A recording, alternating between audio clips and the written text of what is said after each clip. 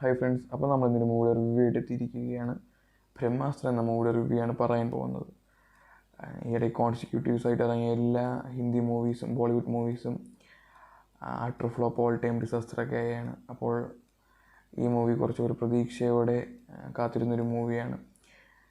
ഈ മൂവി സംവിധാനം ചെയ്തിരിക്കുന്നത് ആയൻ മുഖർജിയാണ്. ഹിന്ദി സിനിമയൊക്കെ ഇഷ്ടപ്പെടുന്നവർക്കൊക്കെ ഇഷ്ടപ്പെടുന്നൊരു മൂവിയാണ് യേ ജവാനി ഹേ ദീവാനി.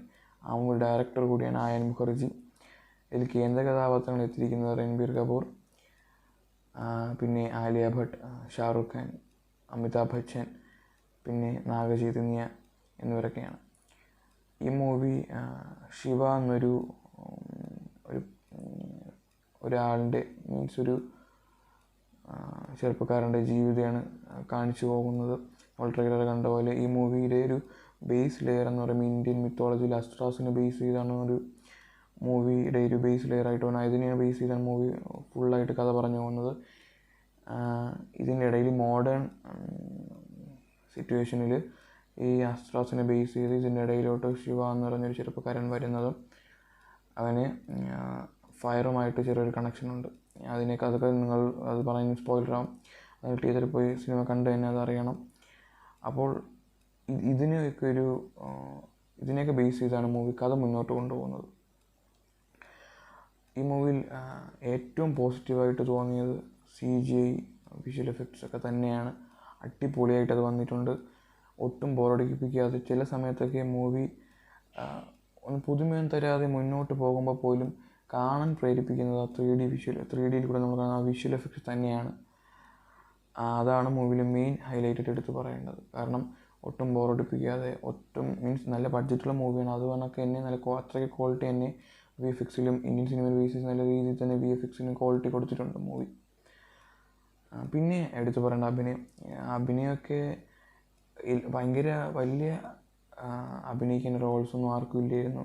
പക്ഷേ കിട്ടിയ റോൾ എല്ലാവരും ഒരു പരിധി വരെ നല്ല രീതിയിൽ ചെയ്തിട്ടുണ്ടെന്ന് പറയാനാവില്ല. എല്ലാവരും നല്ല രീതിയിൽ ചെയ്തിട്ടുണ്ടെന്ന് പറയാനാവില്ല. പക്ഷേ ക്യാമിയോ റോളിൽ വന്ന ഷാറുഖ് ഖാൻ അടിപൊളിയായിട്ട് തൻ്റെ റോള് ചെയ്തിട്ടുണ്ട്.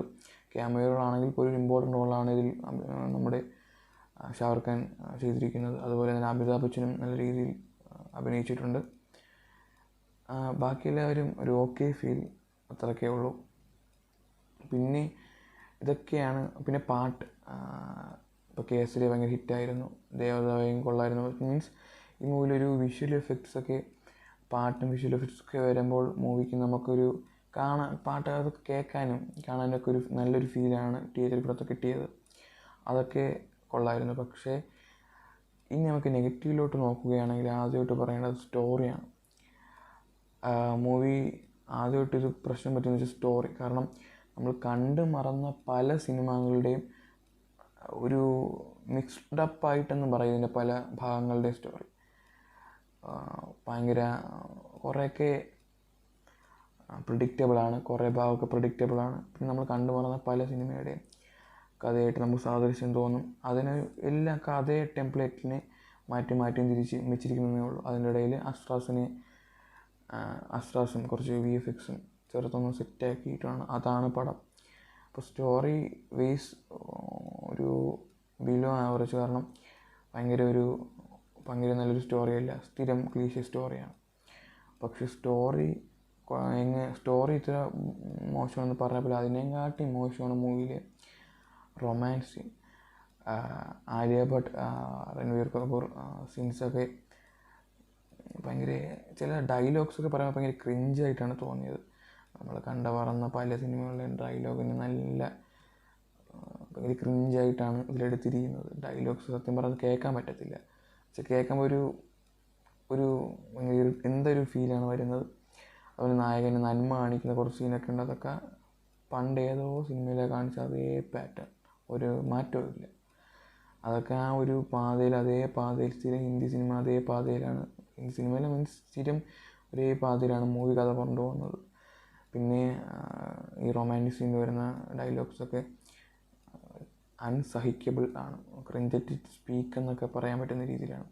ഇപ്പോൾ ഞാൻ ഈ മൂവി OTTയിലാണ് കണ്ടിരുന്നെങ്കിൽ ഈ റൊമാൻസ് വരുന്ന സീനൊക്കെ ഉറപ്പായിട്ടും സ്കിപ്പ് ചെയ്ത് കളഞ്ഞേനെ. അത്രയ്ക്ക് ബോറാണ്, കാണാനൊരു പാടാണ്.